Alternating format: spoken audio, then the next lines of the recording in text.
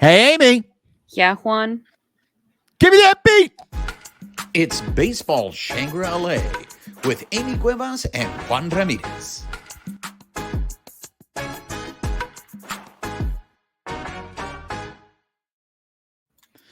What's up, party people? She is Amy Cuevas, and I am Juan Ramirez, and you are watching Baseball Shangri-La.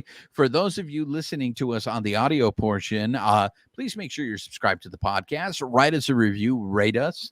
Help spread the word. If you're watching us on YouTube, make sure you're subscribed to the YouTube channel. Hit that notification button. Give us the thumbs up. Go ahead and leave us comments. We'd love engaging with you. If you're following us on social media, make sure you're following us on X at BB Shangri-La, on Instagram, Threads, Twitch, and YouTube at Baseball Shangri-La. Amy, ¿cómo estás? Long time no see. It's been forever. I almost didn't remember what you looked like. So if you're watching us right now, it's game one of the Dodgers versus the Nationals series. Or maybe by the time you're watching this, the game has already ended. But on this episode, win. Exactly. So we're not going to talk about the series with the Nationals in this episode. We're going to save that for later on in the week.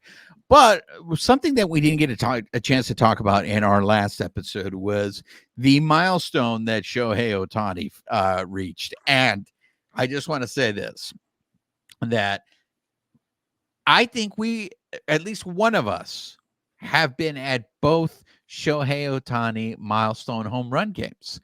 We were both at the game when he hit his first Dodger home run, and you were at the game on Sunday when he did what, Amy?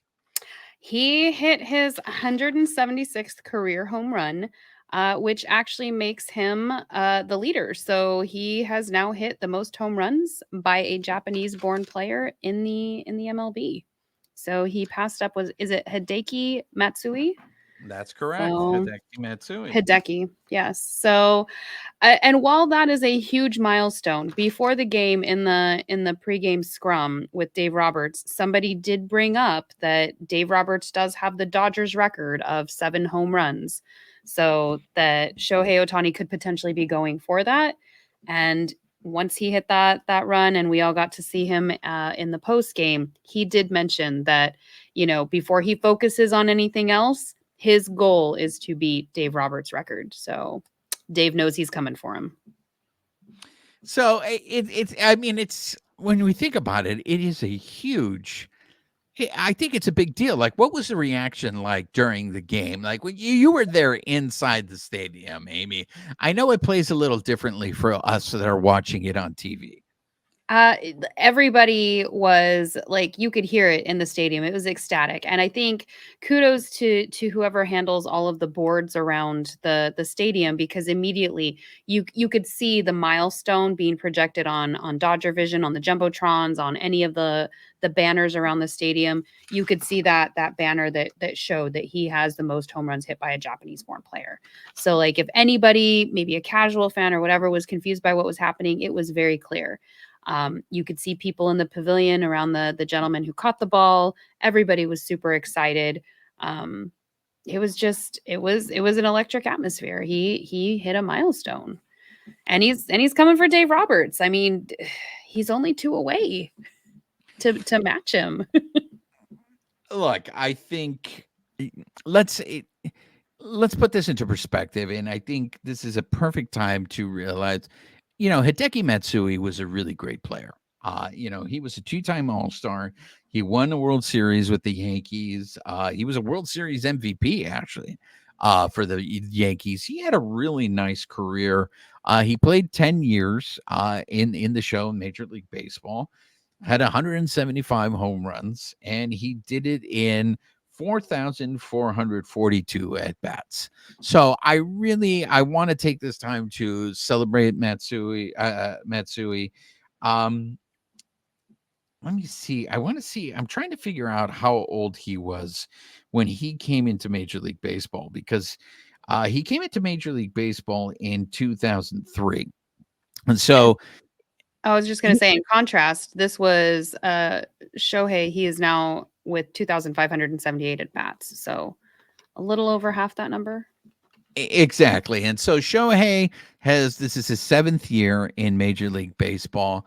Yes, Shohei came over here when he was younger. So while we sit here and be like, oh, this is the greatness of Ohtani, let's also just keep in mind that Matsui didn't come to Major League Baseball until he was 29 years old. If Matsui maybe gets to Major League Baseball around the same age that Ohtani has, that's not to say that Ohtani isn't still going to overcome and own this home run record. He maybe still passes up Matsui, but maybe it takes a little longer to pass up Matsui. So I do just want to take this time to acknowledge the greatness of Hideki Matsui and the success that he had not only in Japan but here in Major League Baseball playing with the Yankees. But Shohei, look, I mean, is it too? I know we haven't even gotten a full month into Major League Baseball, but you look at Shohei Ohtani's numbers. Is he delivering? Is this what you expected him to do in a Dodger uniform? Honestly, I think he's a great player. I didn't really have expectations for him because he was coming off of surgery, and that was my biggest concern when the Dodgers signed him. So for me, anything he does, I think is going to be outstanding because it's going to exceed the lack of expectations that I had for him because I didn't know what his rehab would look like and his healing at this point. So I think the fact that he was able to break a milestone this early is outstanding for him. I don't. Did you come into this season with expectations for him? I think I just expected him to do the same thing that he has always done in his career. And the reason why I bring it up to you is, again, we have pretty much established on this show that my group of Dodger fan friends are much more negative than yours. So we just have different perspectives. Like, I hear people bitch about Shohei, and it's really over one specific category because I sit there and I'm like, really, guys? You guys are bitching about Shohei? Shohei is hitting 368. He has 5 home runs, 13 RBIs, 5 stolen bases. Okay, this is we're in the middle of April. Okay. Anybody would want those numbers, right? Mhm. Anybody would want those numbers. But what do Dodger fans always bitch and moan to me about? Well, but he doesn't hit in clutch because there's this. I don't know if you've seen this, Amy, on Twitter. It seems like all the Dodger beat writers, like clockwork, whenever Shohei goes up to bat with runners in scoring position, if he goes like there was a stretch. Correct me if I'm wrong. If you have the numbers here, I think he was like 1 for 18 or something like that, and with runners in scoring position. And like he would get out, and then they would sit there and they would wait. Oh well, Shohei's now 1 for 19. It's like, dude, we get it. Are we really gonna do this? I Like, don't think I follow some of those because I either that or I ignore it. I'm trying to see if I see any of those with runners in scoring position with just him. I don't have any of those numbers. I mean, I have heard people say that he should be producing more, and we're only but this I far. think that's a result of the runners in scoring position because if he was hitting with runners in scoring position, these numbers would even be more ridiculous. Well, he even said something in the post game scrum yesterday about he wished that there wasn't such a span between his last home run and this home run. Like he wished that there would have been a shorter amount of time. And I feel like that has been echoed on social media by some fans, but at the same time, he's still coming off surgery. I understand that it's not his throwing arm, but like there's going to be an adjustment and they're all kind of going through their dips and their valleys. So I guess for me, I don't really focus on that. I'm more just like, hey, that's cool. Look at his milestone. So I think that's where I'm a little different. Well, okay, so you were at the game on Sunday, and so after the game, you got to talk. Well, you were in the post conference when Shohei was talking about the home run. How was that experience? Listening to him talk and then having to wait for the interpreter in a moment that I look, this is a big deal, and I feel like it's all being downplayed, dude. It's like you're going down in history as the guy with the most home runs of any Japanese-born player. So you bring up interpreters, and for me, I think because I have an interpreter background, like I don't really think that much of it. It doesn't register for me because that was part of my life for so long. So I could see maybe where it could be jarring for other people. I think he kept it lighthearted though, because as I don't know how much people, but like there are a lot of media around him if nobody's noticed from social media. Yeah. So, you get a certain number of questions, you get a certain number of time with him, and then you move on. So in this case, there were a couple of questions that were allotted, people asking, how he felt about it. Did he get the ball? And he commented back, no, I was playing the game. I don't know what happened with the ball, which we later found out the fan did keep, and we'll get into that in a second. But some people were asking him, did he set out to break Matsui's record when he started on this path? And his answer was, he's here to break records, but like that's like specific ones like that. Like he's kind of just doing his own thing. But I did like how he left the end of the presser with just making it lighthearted. I brought it up already, but just focusing on like him laughing at the end of, yeah, but you know what, I'm gonna try to break Dave Roberts next. So it's not all this seriousness. It's he's able to joke around too in such a big moment like that. And I guess for me, I just appreciate that. I think that makes the moment even greater to me. And thank goodness you did bring your selfie stick, right? Because if you did not have your selfie stick, it would have been hard to get video and audio of Shohei, right? Like how let's pull back the curtain, Amy, and let's show everybody how the sausage is made. How hard is it interviewing Shohei after a game because of the number of people?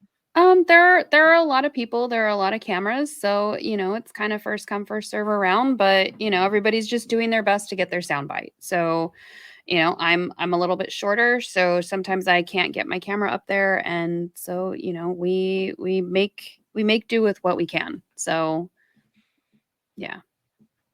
And I finally found who was tweeting this, and he's a friend of both of ours. We know him, Juan Toribio. So Juan Toribio, and this was 5 days ago. Shohei was 1 for 19 with runners in scoring position. And I know they had asked Dave Roberts earlier in the week about the Shohei with runners in scoring position, and this was Dave Roberts' response. Yeah, I think I will say that with Shohei, he's obviously a very aggressive hitter, but you can see that these aren't balls. He can do a better job of getting into a count. I think right now he's being super aggressive, more than he's ever been aggressive with runners in scoring position. So we got to have to temper that back and make these guys continue to make pitches that will address that. I feel like that's a fair answer from Roberts there. And maybe Shohei is trying to do a little too much with runners in scoring position. I know we talked about this briefly on our last episode on Saturday when the Dodgers had the bases loaded so many times and they wouldn't be able to come through. We've talked about this, I think, also on the show, the number of times Shohei swings and his helmet comes off. And we like to think that he has some sort of like shampoo sponsorship or something like that. And he's just trying to show off that luscious hair. Yes, I am jealous of it. But I would think that, and maybe it's because the team also, I don't know, maybe it's just because he is Shohei, but maybe you go up to him and go, hey, bro, you can be patient because look who's behind you. You got Freddie Freeman. Will Smith is having a great start to his season. You have Teoscar Hernandez. But, obviously, I think he wants to impress. He wants to be the best one. So how can you tell someone, stop being aggressive? Why are you laughing at me? Because I hear you and I hear exactly what you're saying, but I feel like social media doesn't always agree with that because whether it's Shohei, whether it's Freddie or it's Mookie, people, it feels like they're breathing down like these guys' necks of like, you need to be producing, you need to be better. Like, we just signed you guys. We just had a stellar offseason. You guys aren't producing. And it's like, you don't think they feel that pressure and they bring that to the plate. So it's like, I hear you. And exactly what you're saying. Like, they should be able to, hey, just breathe, check out the people behind you. But these guys have so much pressure individually each on their back, even just from what people in social media and fans are saying. Like, how do you balance that? I mean, it's getting to the point, I think, with this guy that if this guy does end up being more selective and he just waits until he gets pitches to hit, I mean, he's hitting 368 right now being this way. If he gets more selective, he may end up being like Barry Bonds, where it's like Barry Bonds would get only one good pitch to hit in an at bat. And when he got it, he didn't miss it. And it was a home run or he did damage on it. So it does crack me up when my friends are just like, freaking Shohei. I'm just like, bro, he's hitting 368. I feel like now that a lot of the outside baseball stuff is kind of in the periphery and he can focus more on the game, and he's still adjusting to Dodger Stadium. Like, I get it. He practiced here in the off season. This is still a new stadium for him. He spent 6 years with the Angels. This is a new place. There's still going to be some kind of an adjustment. He only played here what, 7-ish games, 6 to 7 games every year. So he's still getting used to it. Imagine what he's going to do when he feels at home at the stadium and he feels like he doesn't have a lot of other stuff on his back. I think he's gonna blow everybody's minds. All right, let's get into it. Amy, we already lived through one version of Authenti-gate when Shohei hit his first home run as a Dodger, and you and I were both there, and all the drama that happened with the fans who caught the ball and how they felt the Dodgers cheated them, they took advantage of them. Again, we updated you guys and let you know that, they were brought back to Dodger Stadium. They got to meet Shohei. They got to take a picture with them. All their other stuff got authenticated. The Dodgers made it right. I think that at the end of the day, like, everybody was happy. That's the focus for me. Everybody was happy. And I think what came out of it were that the Dodgers were going to go ahead and seriously take a look at their process for authenticating milestone balls. Well, there was a mile at that point. The conversation was already starting because we knew there was a milestone coming, and that was Shohei hitting home run number 176 of his career, which would make him the Japanese-born player with the most home runs in Major League Baseball. So when he hit that home run on Sunday, you knew all the ball hawks out in the pavilion, out with the all-you-can-eat gordos out in right field, you knew it was going to be a free-for-all for that ball. And I will say this, Amy, for the first time when I saw him hit that home run, I was very curious about who caught that ball and what was he going to do with the ball. And you were there, so you know what happened. Yeah, I was taking photos during the game too. So, like, making sure I also focused in on the pavilion while I was taking some of those shots. He ended up keeping the ball. So the Dodgers did authenticate it for him. So of the 2 balls that were hit that were milestones yesterday, Sunday, Andy Pages hit his first MLB career home run. The fan did return that one and he got that ball back. It was actually brought in during the media interviews after the game. But Shohei's, while it was authenticated, the fan opted to keep it. So he has that ball.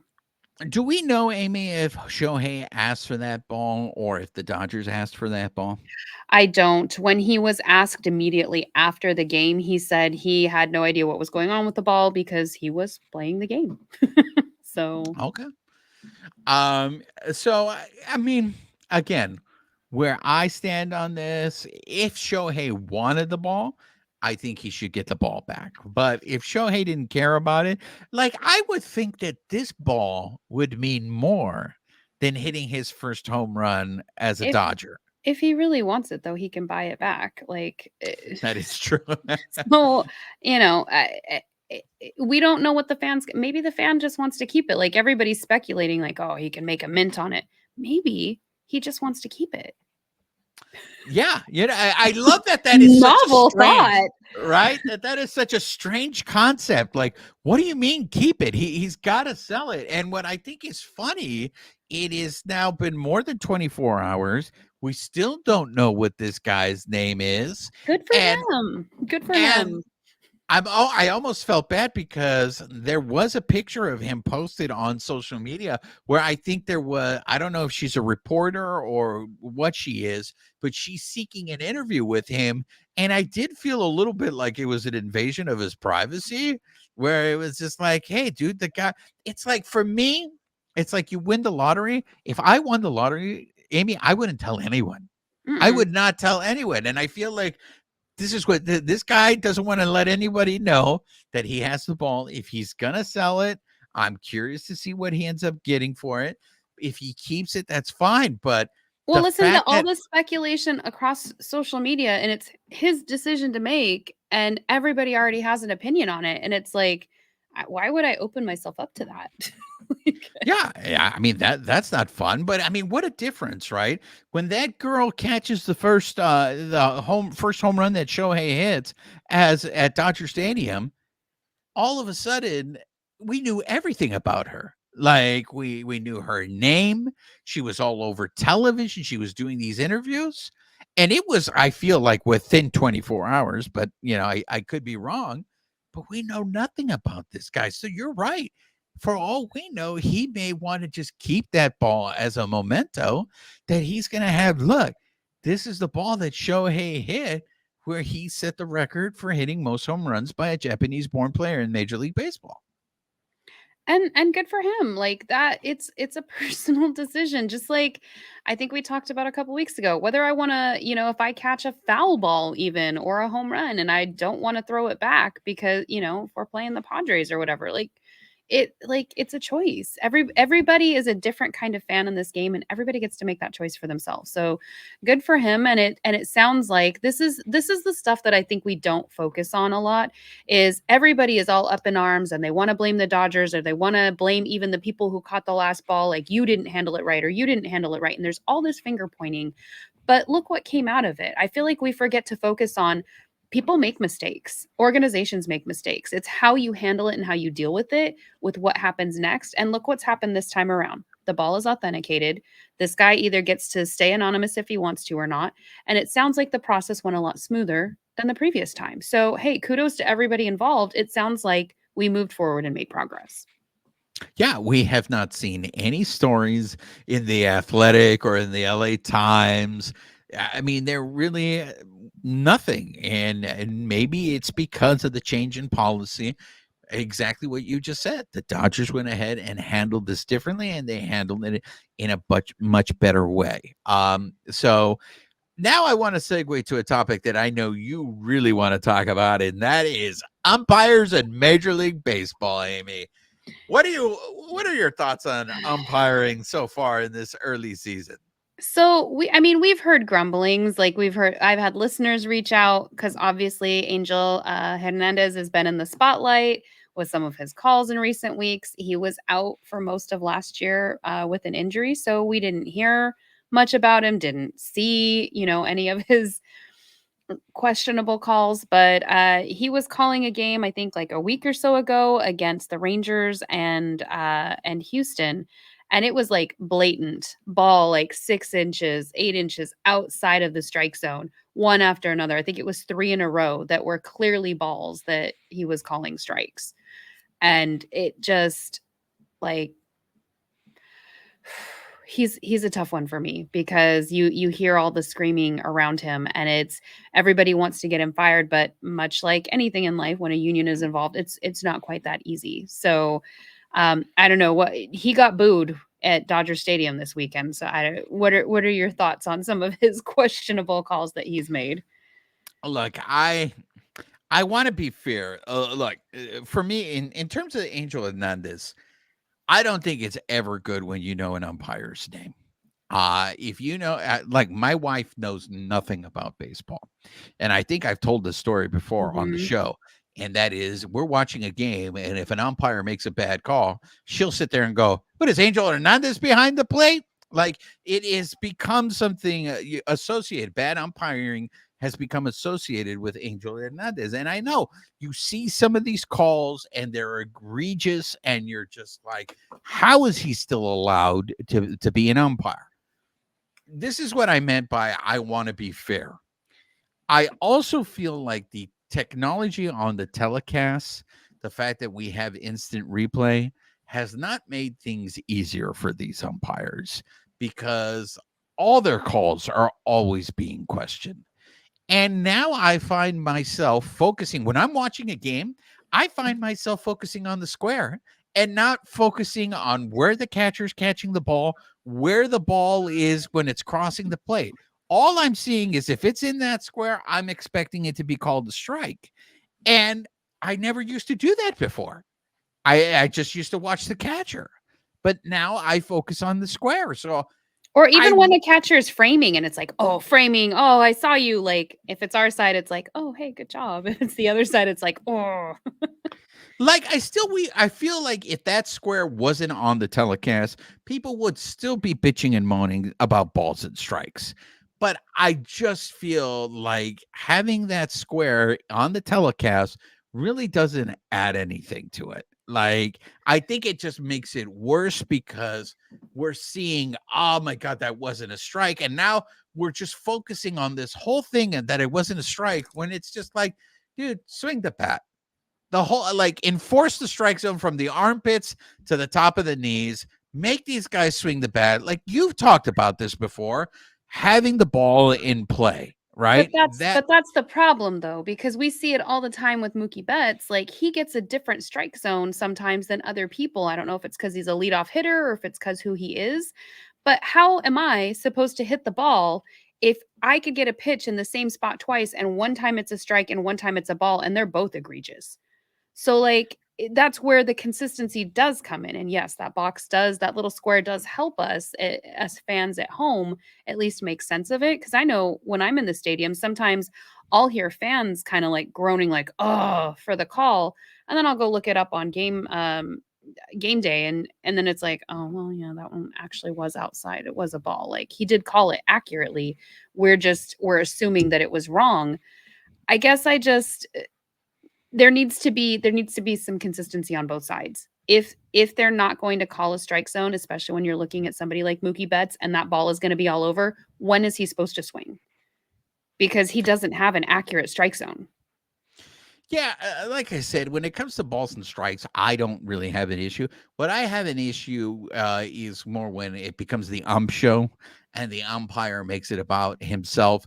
I know Angel Hernandez. I know old umpires like Joe West was a big proponent of this. It was the show with Joe West.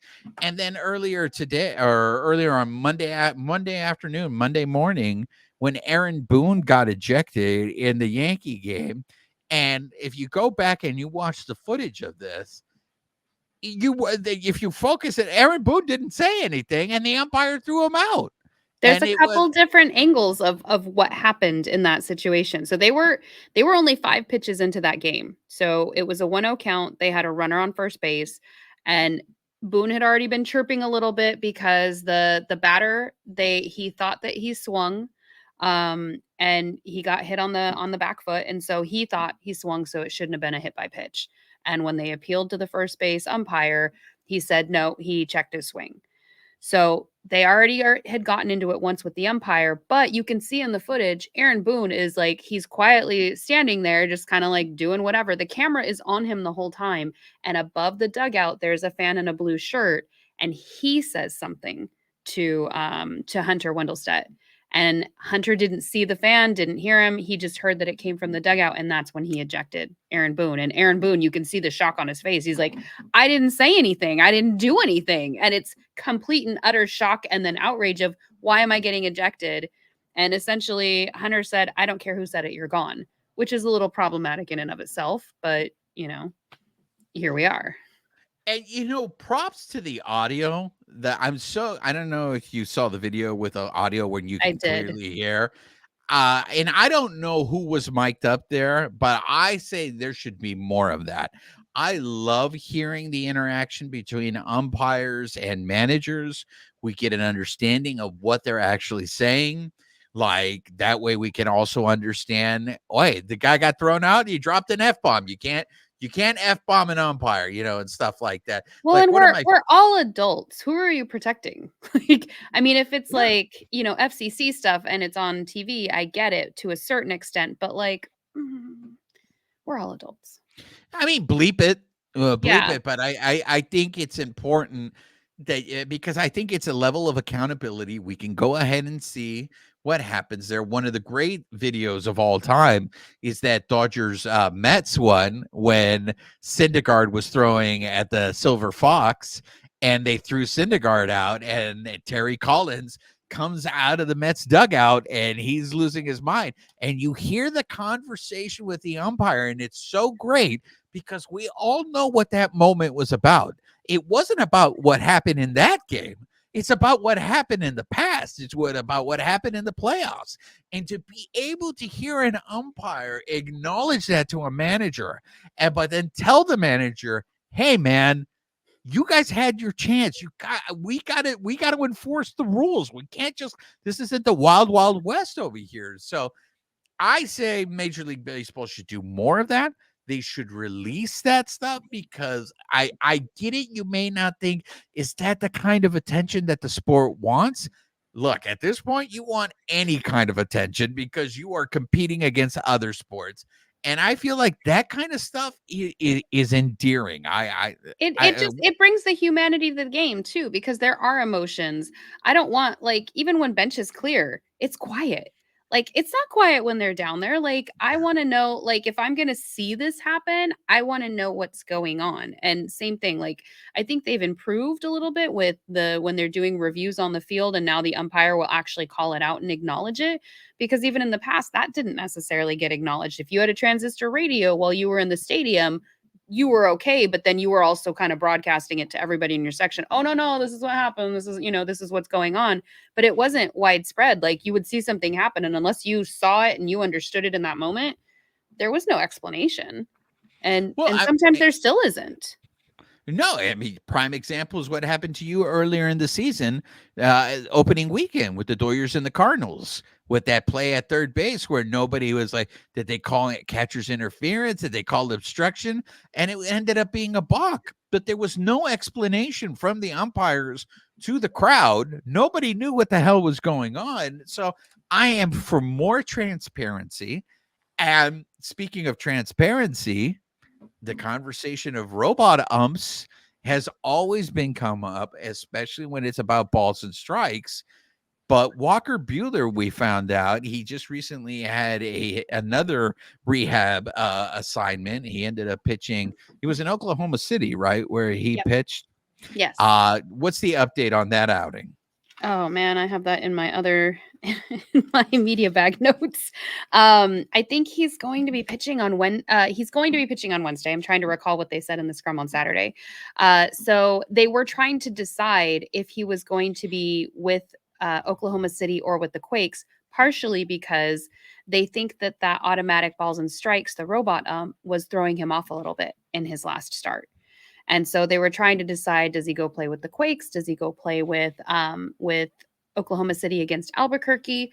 And so I think they did decide he's going to go to Albuquerque with Oklahoma City, but the odds are he's going to be up against the automatic balls and strikes system again. So we'll see how he fares. But I believe that's a Wednesday game.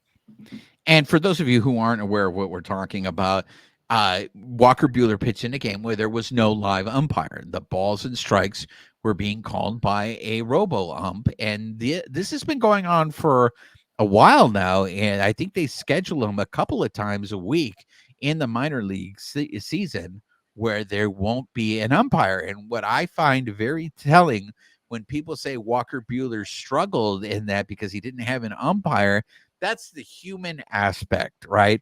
This is where guys like Greg Maddux and Tom Glavine, especially Glavine, excelled, right? Because you get an umpire, and if he's consistent and he gives you a pitch off the plate, a robot ump isn't going to do that. A robot ump is going to, if it's in the square, it's a strike. If it's outside of the square, it's not. So I think and that's something We might have to look into, because I think the umpire is still in part of that. And then the automatic balls and strikes is what they defer to in some cases. Because I don't know that necessarily it's just the automatic balls and strike system that's just doing the whole game. But that's something that we Right. might have to look into.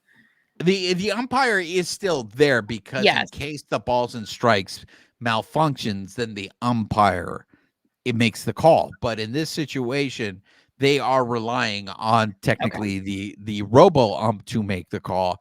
The Okay. umpire is just there in case something malfunctions and for plays at the plate. So that's my bad. I didn't explain that clear enough I was there. like, I think there's still a person.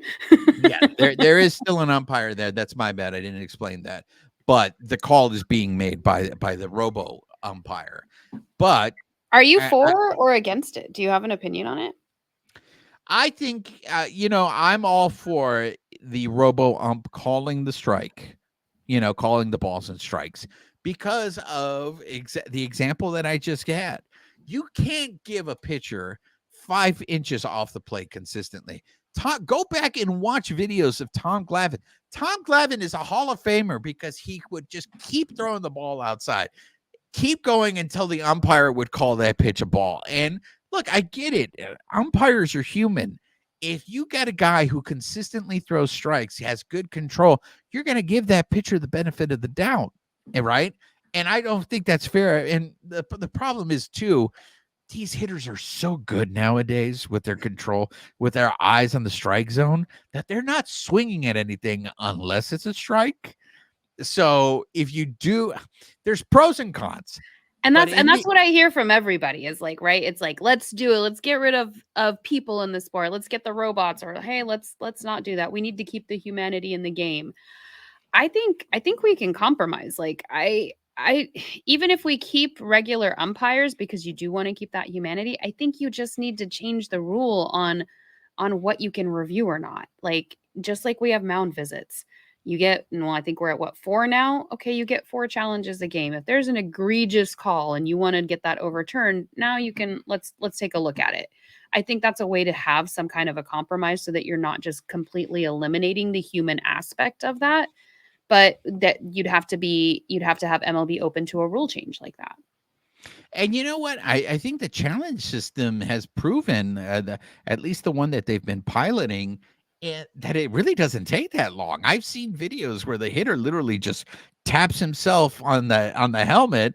The umpire, signals upstairs, and it's in a matter of seconds. I'm telling you, I was like, wow, why can't they do that in Major League Baseball? But you're right, because you have to limit how many times you can do that, because these guys are going to sit there and challenge every single, and you don't want that to happen.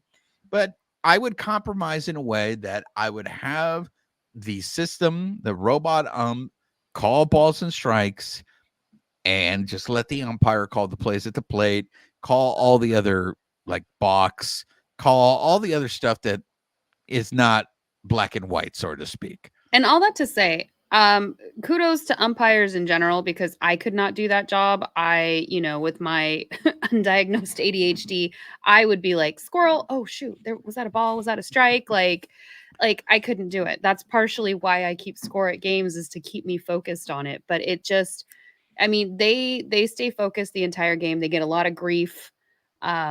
And yes, there are, I'm sure Angel is doing his best, and I'm sure Hunter, in whatever decision he made today, he's already released a statement on this. People are human, but at the same time, there's got to be ways where it can't just be one way. Like, okay, well, there's no way to challenge this, because sometimes games do make or break on some of these calls, and we just need a better way. No, and I get it. I also see the argument of you're opening up Pandora's box if you do that. Bottom line is just swing the bat. Just swing the bat. Or You keep know, keep the umps, but make a challenge system. If you don't want to bring in robots because you think that's going to make the game too sterile, keep the umps, but we need to be able to override some of those calls. That's all. let's just be all Dominicans, man. You don't walk off the island, you hit your way off the island. So just go up there, swing in the bat. You get a base hit or you get out. Nobody wants. I mean, you were there on Saturday. that game was ugly. Again, the Dodgers and the Metropolitans on both sides. Yeah. On both sides. So, But that is also, there was a lot of, movement on the bases, which is what people want to see. Do you want your team to also score in those instances? Absolutely. But like there is a little bit more movement, which I guess for the game, growing the game, that's a good thing. absolutely. So that's going to do it for this show. Any last words, Amy? I have none. All right. She's used up all her words, everybody. So, again, if you are listening to us on the audio portion of the show, please make sure you're subscribed to the podcast or rate us, write us a review, help spread the word. If you're watching us on YouTube, make sure you're subscribed to the YouTube channel. Hit that notification button. Give us a thumbs up. Leave us comments. Love to hear your opinions on whatever we talked about on the show. Make sure you're following us on social media, on X at BB Shangri-La, on Instagram's Threads, Twitch, and YouTube at Baseball Shangri-La. She is Amy Cuevas. I am Juan Ramirez. You have been listening or watching Baseball Shangri-La. Amy, say goodbye to the people. Goodbye, people.